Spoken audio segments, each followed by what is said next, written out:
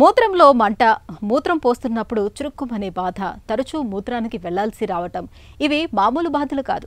బయటకు చెప్పుకునే బాధలు అంతకన్నా కాదు. ముఖ్యంగా మహిళల్లో ఈ మూత్రనాళ ఇన్ఫెక్షన్లనేవి నరకాన్ని చూపిస్తూ ఉంటాయి. నీళ్లు ఎంతగా తాగుతున్నా మూత్రంలో మంట తగ్గటం లేదని వాపోతూ ఉంటారు చాలామంది. తరచుగా వేధించే మూత్రనాళ ఇన్ఫెక్షన్లకు అసలు కారణాలేంటి? మూత్రంలో మంట, నొప్పికి ఎలాంటి చికిత్స తీసుకోవాలి? మూత్రనాళ ఇన్ఫెక్షన్లకు కారణాలు, చికిత్సా మార్గాల గురించి ఇప్పుడు తెలుసుకుందాం.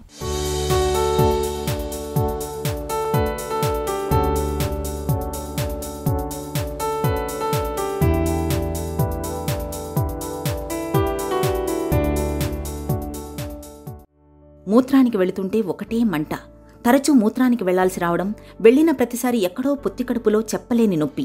మూత్రనాళంలో ఇన్ఫెక్షన్లు సోకడం వల్ల ఎంతోమంది మహిళలు తరచుగా అనుభవించే భరించలేని సమస్యలివి.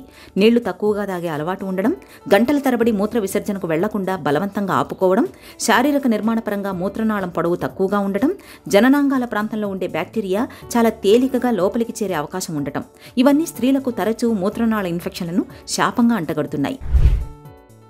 సో మూత్రనాళ ఇన్ఫెక్షన్లు మహిళల్లో రావచ్చు, పురుషుల్లో రావచ్చు. మహిళల్లో కొంచెం ఎక్కువగా చూస్తాం. ఎందుకంటే ఈ మూత్రనాళం ఒక ఓపెనింగ్ అంటే యురేథ్రల్ మియేటస్ అనేది మహిళల్లో వెజైనాకి, ఏనల్ కెనాల్కి చాలా దగ్గరగా ఉంటుంది, పక్కపక్కనే ఉంటాయి. సో ఈ ఇన్ఫెక్షన్స్ అనేది చాలా వరకు బయట నుంచి ఏం రావు మహిళల్లో. సో వాళ్ళ ఓన్ బాడీ నుంచి అంటే వెజైనా యోని మార్గంలో నార్మల్గా బ్యాక్టీరియా ఉంటాయి. అది కాకుండా ఏనల్ కెనాల్లో అంటే రెక్టంలో కూడా బ్యాక్టీరియా ఉంటాయి. ఈ బ్యాక్టీరియానే మూత్రనాళం ద్వారా మూత్రాశయంకి చేరి ఇన్ఫెక్షన్స్ రావచ్చు ఎక్కువగా. సో ఈ ఇన్ఫెక్షన్స్ ఎక్కువగా రిప్రొడక్టివ్ ఏజ్ అంటే సెక్షువల్ యాక్టివ్ ఉమెన్లో చాలా ఎక్కువగా ఉంటాయి. ఎందుకంటే మళ్ళీ ఈ ఇంటర్కోర్స్ సెక్షువల్ యాక్టివిటీ వల్ల వెజైనాలో ఉండే బ్యాక్టీరియా అక్కడి నుంచి మైగ్రేట్ అయ్యి బ్లాడర్ మూత్రనాళం ద్వారా బ్లాడర్లోకి ఎంటర్ అవుతాయి. మూత్రనాళ ఇన్ఫెక్షన్స్ చాలా వరకు ఎక్కువ ఫ్రీక్వెన్సీ అంటే మూత్రం తొందరగా వెళ్ళాల్సి రావడం, మూత్రంలో మంట, అర్జెన్సీ, యూరిన్ లీక్ అవడం ఇలాంటి సిమ్టమ్స్ ఉంటాయి. ఒక్కొక్కసారి మూత్రంలో బ్లడ్ కూడా పోవచ్చు. సో మూత్రంలో బ్లడ్ పోతుంది అంటే ఆల్వేస్ ఇన్ఫెక్షన్ అని అనుకోకూడదు. సో యాంటీబయాటిక్స్ ఇచ్చి వదిలేయకూడదు. అలాగని బ్లడ్ కనపడగానే క్యాన్సర్ అని కూడా భయపడకూడదు. సో బ్లడ్ పోవడానికి ఎన్నో కారణాలు ఉంటాయి. సో మూత్రనాళ ఇన్ఫెక్షన్ కూడా ఒకటి. అది బ్లాడర్ వరకే అయితే ఇలాంటి చిన్న చిన్న ఇబ్బందులు ఉంటాయి. కానీ కొంతమందిలో ఈ బ్లాడర్ నుంచి ఇన్ఫెక్షన్ కిడ్నీ వరకు పాకుతుంది పైకి. Ascending infection to the kidney అంటాం. కిడ్నీలో ఇన్ఫెక్షన్ వెళ్ళినప్పుడు దీన్ని అక్యూట్ పైలోనెఫ్రైటిస్ అంటే హై ఫీవర్, చలి జ్వరం రావడం, నడుంలో నొప్పి, వాంతులు. సో దీన్ని అక్యూట్ పైలోనెఫ్రైటిస్ అంటాం అన్నమాట. ఇలాంటి పేషెంట్స్కి అంటే మూత్రాశయం ఇన్ఫెక్షన్స్ నార్మల్గా ట్యాబ్లెట్స్ ఇచ్చి కొంచెం సిరప్ ఇచ్చి మంట తగ్గడానికి అవుట్ పేషెంట్ ట్రీట్మెంట్తో సరిపోతుంది.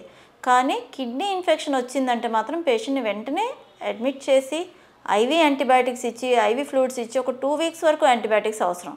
లేకపోతే ఏమవుతుందంటే ఈ కిడ్నీ నుంచి ఇన్ఫెక్షన్ బ్లడ్లోకి స్ప్రెడ్ అయ్యి బ్యాక్టీరియమియా అంటాము, యూరోసెప్సిస్ అంటాము. ఈ యూరోసెప్సిస్ అనేది ఒక్కొక్కసారి లైఫ్ థ్రెటనింగ్ ప్రాబ్లం కావచ్చు. పేషెంట్ని ఐసీయూలో అడ్మిట్ చేసి చాలా హై యాంటీబయాటిక్స్ ఇవ్వడము, వేరే life support system, life support measures తీసుకురావాల్సి వస్తుంటుంది. సాధారణంగా మూత్రనాళ ఇన్ఫెక్షన్లన్నీ యాంటీబయాటిక్ మందులతో తేలిగ్గానే తగ్గిపోతాయి. అయితే చికిత్స తీసుకోకుండా నిర్లక్ష్యం చేస్తే మాత్రం కిడ్నీలు దెబ్బతినిపోయే అవకాశం ఉంటుంది. అలాగే మూత్రంపై అదుపు తప్పే ప్రమాదమూ ఉంటుంది. కిడ్నీలో రాళ్లు ఏర్పడే అవకాశాలు ఎక్కువ అవుతాయి. కాబట్టి మూత్రనాళ ఇన్ఫెక్షన్లు సోకినప్పుడు సత్వరమే తగిన చికిత్స తీసుకోవాలి. మూత్ర పరీక్ష, కల్చర్ అండ్ సెన్సిటివిటీ పరీక్షల సాయంతో హానికారక ఇన్ఫెక్షన్లను గుర్తించి తగిన యాంటీబయాటిక్ మందులను పూర్తి కోర్సు వాడాల్సిందిగా డాక్టర్లు సిఫారసు చేస్తారు. 1-2 రోజులు మందులు వాడిన తర్వాత ఉపశమనం లభించిందని చాలామంది మందులు మానేస్తుంటారు. ఇలా చేయటం వల్ల మూత్రనాళ ఇన్ఫెక్షన్లు తగ్గకపోగా మరింత మొండిగా మారే ప్రమాదం ఉంటుందని గుర్తుంచుకోవాలి. సో మూత్రనాళంలో ఇన్ఫెక్షన్ అంటే లోవర్ యూరినరీ ట్రాక్ట్ అంటాం. సో దాంట్లో జ్వరం ఏమి ఉండదు పెద్దగా. ఫ్రీక్వెన్సీ, మంట, అర్జెంటుగా వెళ్ళాల్సి రావడం, ఒక్కొక్కసారి సివియర్ సిస్టైటిస్ అంటే బ్లాడర్ ఇన్ఫెక్షన్ ఎక్కువ అంటే బ్లడ్ రావడం. వీటికి ఓరల్ యాంటీబయాటిక్స్ సరిపోతాయి. సో హయ్యర్ యాంటీబయాటిక్స్ ఎప్పుడు సెకండ్ లైన్ ట్రీట్మెంట్ కోసమే రిజర్వ్ చేసి పెడతాం. సో కిడ్నీ ఇన్ఫెక్షన్ కానీ సీరియస్ హాస్పిటల్ ఎక్వైర్డ్ ఇన్ఫెక్షన్స్ అలాంటప్పుడు ఎలాంటి యాంటీబయాటిక్ ఇవ్వాలో అగైన్ కల్చర్ సెన్సిటివిటీ ప్యాటర్న్ని బట్టి చూస్ చేస్తామన్నమాట. కిడ్నీ ఇన్ఫెక్షన్కి మాత్రం పేషెంట్ని అడ్మిట్ చేసి ఐవీ యాంటీబయాటిక్స్ ఇవ్వాలి, ఐవీ ఫ్లూయిడ్స్ ఇవ్వాలి, ఫీవర్ తగ్గడానికి పారాసిటమాల్ లాంటివి అవి ఇవ్వాల్సి రావచ్చు. సో ఫీవర్ తగ్గిన తర్వాత అప్పుడు ఓరల్కి షిఫ్ట్ చేస్తాం. బట్ కంప్లీట్ ట్రీట్మెంట్ 2 వీక్స్ ఇవ్వాలి, లేకపోతే బ్యాక్టీరియమియా, యూరోసెప్సిస్ రిస్క్ ఉంటుంది. మూత్రనాళ ఇన్ఫెక్షన్ కొంతమందికి రిపీటెడ్గా వస్తుంటుంది. సో దానికి ఫస్ట్ వాళ్ళ హ్యాబిట్స్ చూడాలి. వాటర్ సరిగా తాగుతున్నారా లేదా, టైం ప్రకారం మూత్రాశయం ఎంటీ చేస్తున్నారా లేదా. సో చెప్పాను కదా, ఎవ్రీ 3 to 4 అవర్స్కి బ్లాడర్ కంప్లీట్గా ఎంటీ చేయకపోతే లోపల ఉండే బ్యాక్టీరియా మల్టిప్లై అవుతూ ఉంటాయి. అంటే యూరిన్ వాటికి కల్చర్ మీడియం, మంచి ఫుడ్ అన్నమాట బ్యాక్టీరియాకి. సో అది మల్టిప్లై అవుతూ ఉంటాయి బ్యాక్టీరియా. సో టైం ప్రకారం every 3 to 4 hours bladder empty చేయాలి. ఇంకా కొంతమందిలో డయాబెటీస్ కానీ లేకపోతే ఈ న్యూరోజెనిక్ ప్రాబ్లం ఉన్న వాళ్ళు పాస్ చేయడానికి ట్రై చేసినా కానీ బ్లాడర్ ఎంటీ అవ్వదు, రెసిడ్యువల్ యూరిన్ లోపల ఉంటుంది. సో అలా ఏమన్నా ఉందా అని అల్ట్రాసౌండ్ స్కానింగ్ ద్వారా చూడాలి. అది కాకుండా స్టోన్స్ ఏమన్నా ఉన్నాయా చూడాలి. స్టోన్ ఉండడం వల్ల కూడా రిపీటెడ్గా యూరిన్ ఇన్ఫెక్షన్స్ రావచ్చు. బ్లాడర్ మొత్తం ఎంటీ అవ్వకపోతే దానికి ఏంటి రీజన్, బ్లాడర్ ఫంక్షన్ టెస్ట్ చేయడము, లేకపోతే పెద్ద వయసు వాళ్ళలో మూత్రనాళం సన్నగా అవడం వల్ల యూరిన్ లోపల ఆగిపోతుంది. సో ఇలా సిస్టోస్కోపీ ద్వారా మూత్రనాళం ఎలా ఉంది చూసి మూత్రనాళం డైలేట్ చేయడం ద్వారా ఈ రెసిడ్యువల్ యూరిన్ అంటే వాళ్ళ బ్లాడర్ ఎంటీయింగ్ ఎఫెక్టివ్గా అవుతే ఇన్ఫెక్షన్ ఛాన్స్ తగ్గుద్ది.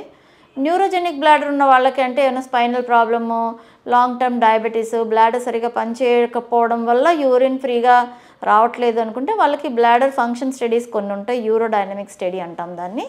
సో దాని ద్వారా ఎందుకు యూరిన్ ఆగుతుంది తెలుసుకొని దానికి తగిన చికిత్స చేయడం ద్వారా యూరిన్ ఇన్ఫెక్షన్స్ కొంతవరకు అరికట్టవచ్చు.